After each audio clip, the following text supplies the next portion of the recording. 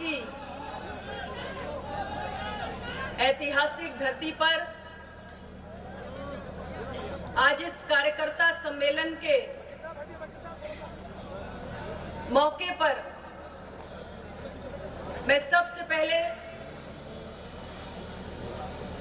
तथागत गौतम बुद्ध का स्मरण करते हुए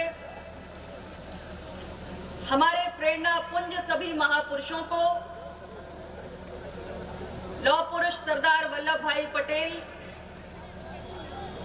संविधान निर्माता बाबा साहेब अम्बेडकर,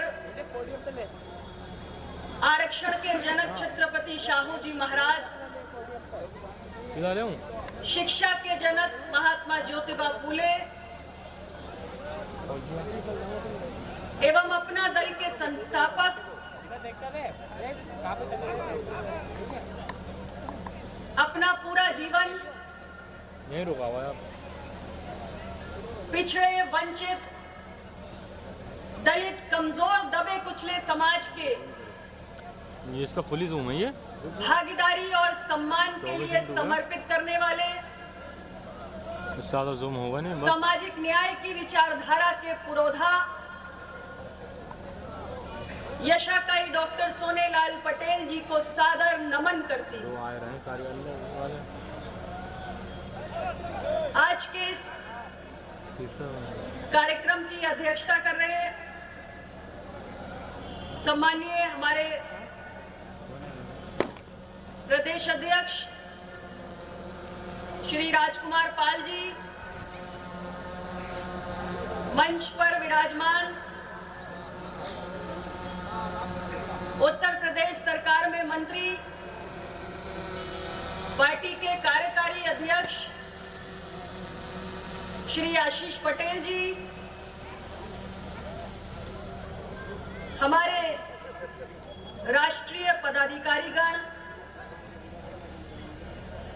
श्री अवध नरेश वर्मा जी, डॉक्टर जमुना प्रसाद सरोज जी, श्री आरबी सिंह जी, श्री नागेंद्र प्रताप सिंह जी, श्री मुन्नर प्रजापति, श्री गिरजेश पटेल, श्री विनोद गंगवार, मंच पर उपस्थित अपना दल विधायक दल के नेता सम्माननीय श्री रामनिवास वर्मा जी, हमारे सभी विधायकगण जो आज इस मंच की शोभा बढ़ा रहे हैं, श्री जीतलाल पटेल जी, श्री जय कुमार जी, डॉक्टर आर के पटेल जी, हमारी बहन डॉक्टर सुरभि, हमारी बहन एडवोकेट सरोज कुरील और मंच पर उपस्थित हमारे पार्टी के विभिन्न मंचों के अध्यक्षगण श्री पुष्कर चौधरी, श्री अहमद खां मंसूरी, श्री आरपी गौतम, प्रोफेसर रामचंद्र पटेल और खास तौर से आज मैं हमारे जनपद रामपुर के संगठन के साथियों का और हमारे इस जनपद ने अपना दल को जो एक नायाब तोहफा दिया है हमारे भाई सम्माननीय विधायक शफीक अंसारी जी के रूप में, हमारे जिला अध्यक्ष घनवीर सिंह संधू जी, रामपाल गंगवार, वीरेंद्र दिवाकर, कपिल देव कोरी, जसवंत पटेल, मोहनलाल फौजी, जीवेंद्र गंगवार, इफ्तिकार अली, गुच्छन, राम रत्न लाल सागर, राजकुमार गंगवार, वीरेंद्र चौधरी, महबूब अली पाशा, भूपेंद्र कुर्मी, सरदार बलविंद्र सिंह, तौहीद खान, अकील अहमद, अब्दुल्ला, मोहम्मद वकील अहमद, डॉक्टर शमी मंसूरी, अहमद नवी सैफी, नवी अहमद, पुत्तन जी, मोहम्मद अहमद, अकील अहमद, जकीउल नासिर जी, मोहम्मद याकूब जी, शराफत अली जी, हबीब अहमद, मास्टर शफी, फारूक प्रधान जी, नसीर अहमद, चिंटू जी, खलील अहमद, शमीम अहमद, फैजान बदही, संजीव यादव, पिंकी गौतम, तलखा खान, विजय शर्मा जी और हमारी बहन जिनका नाम इस सूची में छूट गया मुझसे, हमारे महिला मंच की राष्ट्रीय कार्यकारिणी की सदस्य बहन अलका पटेल जी, मैं क्षमा चाहती हूँ, आपका नाम मुझे पहले लेना चाहिए था। मैं समझती हूँ कि बहुत सारे साथी हैं जिन्होंने आज इस कार्यक्रम को सफल बनाने के लिए अथक परिश्रम किया है, पुरजोर मेहनत की है। मैं अपने रामपुर संगठन के उन सभी साथियों का जिनके नाम मैं सूची में न होने के कारण नहीं ले पाई, उन सब का मैं तहे दिल से शुक्रिया अदा करना चाहती हूँ। पूरे अपना दल परिवार की ओर से उन्हें बहुत बहुत धन्यवाद देना चाहती हूँ। थोड़ा आगे लगाने की नहीं है। आज के इस कार्यक्रम में इतनी विशाल संख्या में पधारे आप सभी बुजुर्गों का, माताओं का, भाई और बहनों का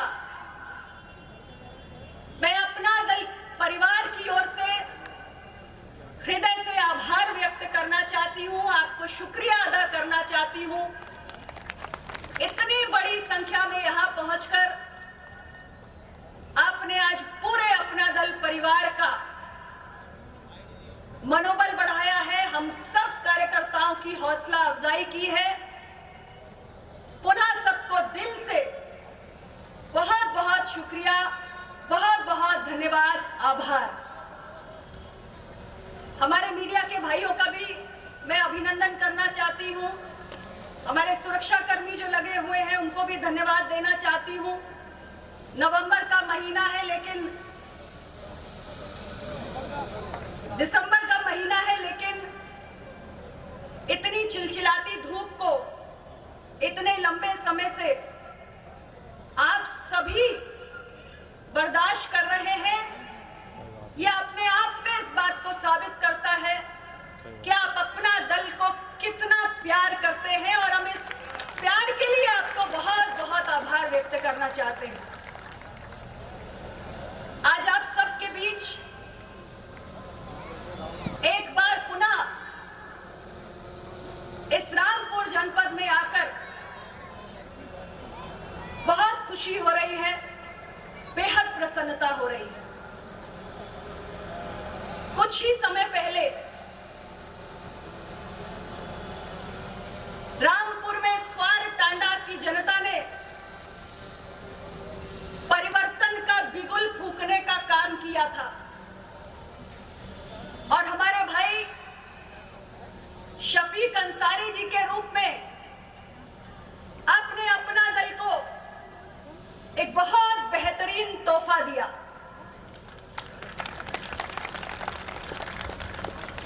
मैं जब चुनाव में आपके बीच आई थी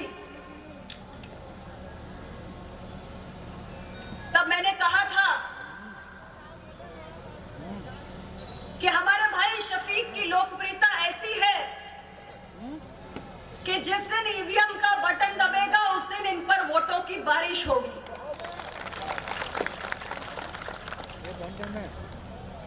और मैंने कहा था कि मैं दावे के साथ कह के जा रही हूं कि शफीक उत्तर प्रदेश की विधानसभा में पहुंचकर स्वार टांडा की रामपुर की जनता का प्रतिनिधित्व बनने का काम करेंगे।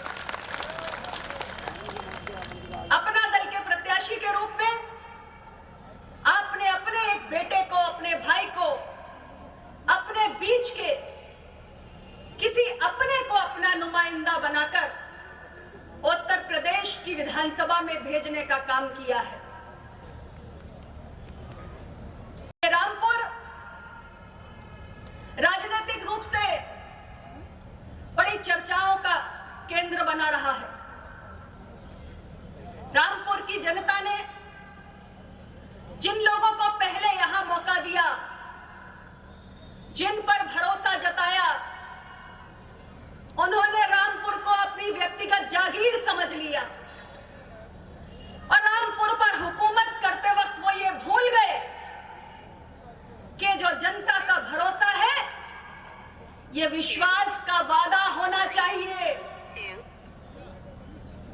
आपके विकास का, आपके जीवन को और बेहतर बनाने का वादा जिसको पूरा करने का काम चुने हुए नुमाइंदों को करना चाहिए, लेकिन वो अपना दायित्व भूल गए और इसलिए आप सबने ऐसे लोगों की गलतफहमी को तोड़ा और उन्हें लोकतंत्र के सही मायने समझाने का काम किया है। कौन सा D80 है क्या? आज आपके सामने नए अवसर हैं, नए मौके हैं आगे बढ़ने के, तरक्की करने के। पूरा अपना दल परिवार आपके बीच में है। अपना दल को आपने अपने दिल में बसाया, इसके लिए तो हम आपको शुक्रिया कहने आए ही हैं। साथ में यह भरोसा भी दिलाने आए हैं कि अब स्वारटांडा के साथ साथ ये पूरा रामपुर प्रगति के पथ पर अग्रसर होगा। उत्तर प्रदेश की सरकार और भारत की सरकार, यह दोनों की मंशा है कि जिले के निवासियों के जीवन में सुधार हो। सरकार की तमाम योजनाएं, छोटी से छोटी, बड़ी से बड़ी, सब आपके बीच में पहुंचेंगी। और इसलिए मैं आपसे सिर्फ इतना ही कहूंगी कि पुराने काले इतिहास को भुलाने का वक्त आ गया है। छोड़ो कल की बातें, कल की बात पुरानी, नए दौर में लिखेंगे रामपुर की नई कहानी।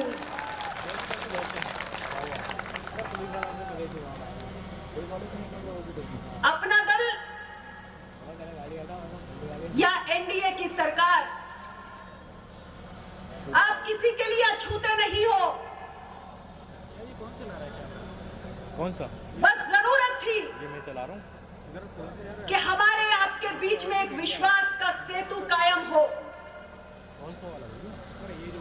अच्छा ये और आपने उस वो बंदा सेतु चला को रहा है। कायम करके दिखाया है। रामपाल भाई, हम आज आपके बीच यह भरोसा कायम करने के लिए आए हैं अरे रामपाल भाई कि अपना दल पीछे करके चलाओ, लोग नाटक कर रहे हैं यहाँ के मीडिया। आपके सम्मान, आपके कल्याण, आपकी बेहतरी और आपकी भागीदारी की लड़ाई लड़ने के लिए सदैव तत्पर है। कहना उनसे कहना ड्रोन थोड़ा पीछे रखो, अभी हमारे स्पेस के ज्यादा पास मत लो कि जाओ। जनपद प्रतापगढ़ की धरती से चल के आए विधायक जीतलाल पटेल जी के विचारों को आपने सुना। माननीय कार्यकारी अध्यक्ष आशीष पटेल जी की बात को भी आपने सुना। उन दोनों लोगों ने आपको अपना दल के इतिहास की एक महत्वपूर्ण बात बताई कि हमारी पार्टी, अपना दल ने अपनी सबसे पहली राजनीतिक सफलता जब चुने हुए प्रतिनिधि के रूप में हासिल की तो प्रतापगढ़ की धरती से हासिल की।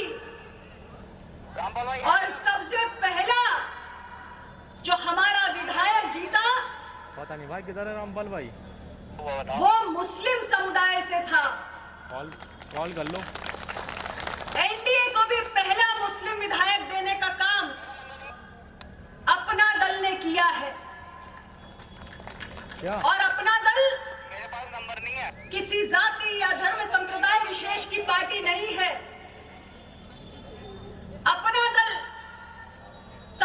न्याय के विचार से पोषित राजनीतिक दल है। हमने सदा जो विकास की मुख्य धारा से वंचित है, दबा कुचला, कमजोर, गरीब, पिछड़ा, पसमानदा, दलित, हेलो, उसकी भागीदारी की बात की है। अपना वाला ड्रोन ना स्टेज से हमारी पार्टी जो मीडिया वाले जो हैं, जिसकी जितनी संख्या भारी उसकी उतनी हिस्सेदारी, है ना, और जिसकी जितनी हिस्सेदारी उसकी उतनी जिम्मेदारी के मंत्र पे काम करती है। निरंतर समाज का वंचित तबका अपना दल के संघर्षों के केंद्र में रहा है और समय समय पर इतने लंबी यात्रा में सन 1995 में अपना दल का गठन हुआ और आज 2023 में हम खड़े हैं। शुरुआती दौर में हमने बहुत सारी असफलताओं का सामना किया। अगर विचारों के प्रति, विचारधारा के प्रति हमारी संकल्पबद्धता ना होती तो हम भी कोई ना कोई शॉर्टकट अपनाते, कोई ना कोई वैचारिक समझौता करते और आगे बढ़ जाते। लेकिन अपना दल को विचारधारा से समझौता किसी कीमत पर मंजूर नहीं है और इसलिए 1995 से लेकर 2023 तक आज भी अपना दल अपने स्वाभिमान के इस केसरिया नीले परचम के साथ लगातार आगे बढ़ रहा है और आज उत्तर प्रदेश के अंदर तीसरी सबसे बड़ी पार्टी बनकर उभरा है। आज हमारा अपना दल उत्तर प्रदेश की विधानसभा में भी है, उत्तर प्रदेश की विधान परिषद में भी है और देश के लोकतंत्र के सबसे बड़े मंदिर देश की लोकसभा में भी है और वहां भी हमारे दो सांसद हैं, एक पिछड़ा और दूसरा आदिवासी। उत्तर प्रदेश की विधानसभा से लेकर विधान परिषद तक भी हमारी पार्टी ने पिछड़ों को, पसमानदा को, आदिवासियों को, अल्पसंख्यक को, दलितों को बढ़ाने का काम किया है। विचारधारा से कोई समझौता अपना दल न करता था, न करता है, न कभी करेगा। अभी उत्तर प्रदेश की विधानसभा चल रही थी, बड़ी बातें हो रही थी, विपक्ष मांग उठा रहा था जातीय जनगणना की।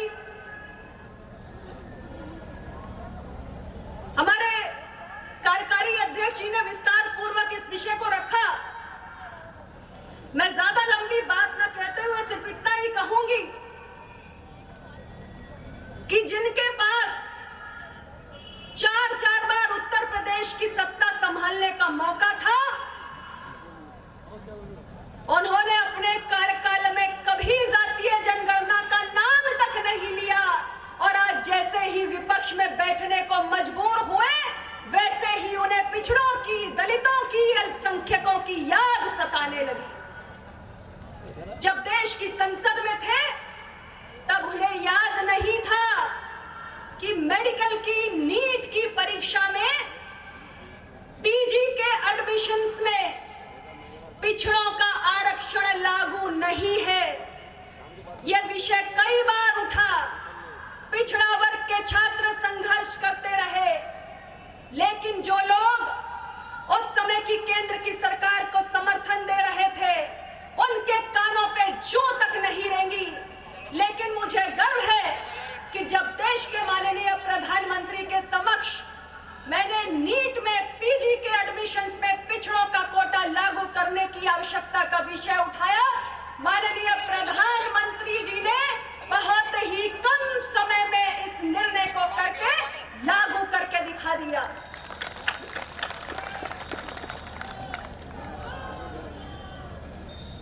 आप पिला दो यार ऋतिक भाई। अभी सुन रहे होंगे, अखबारों में पढ़ रहे होंगे, हमारे देश की माननीय राष्ट्रपति महोदया जी भी न्यायपालिका में सामाजिक विविधता की वकालत कर रही हैं। हमारे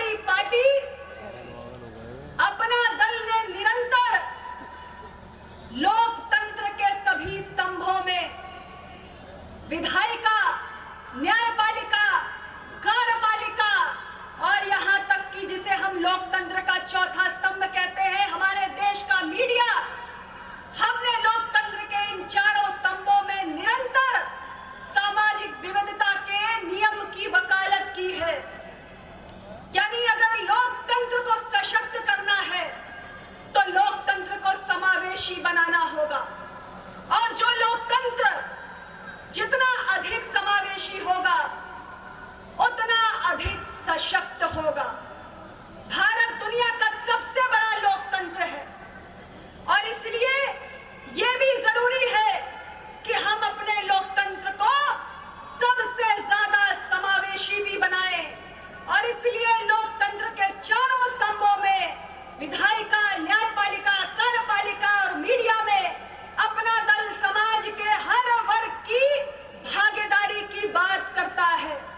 हम निरंतर इस बात को कहते हैं कि आज हमारी अदालतों में जो लंबित मुकदमे हैं उनका अंबार लगा हुआ है। आम जनमानस का पैसा खर्च होता है, उसकी ऊर्जा लगती है, उसका समय नष्ट होता है, उसे समय से निपटारा नहीं हो पाता, उसके मामलों का समय से न्याय नहीं मिल पाता क्योंकि हमारे पास न्यायाधीशों की संख्या कम है। आज भी देश में 10 लाख की आबादी पर महज 20-21 न्यायाधीश हैं। इसलिए अगर हमें अपनी न्यायपालिका में सभी वर्गों की भागीदारी लानी है, यानी न्यायपालिका में सामाजिक विविधता को लागू करना है और न्यायाधीशों की संख्या बढ़ानी है, तो देश में अखिल भारतीय न्यायिक सेवा का, ऑल इंडिया जुडिशियल सर्विसेज का गठन होना चाहिए। अपना दल निरंतर इस बात को कहने का काम कर रहा है और इसके साथ ही अपना दल निरंतर भारत सरकार में पिछड़ा वर्ग के कल्याण के लिए एक अलग मंत्रालय बनाने का भी पक्षधर है।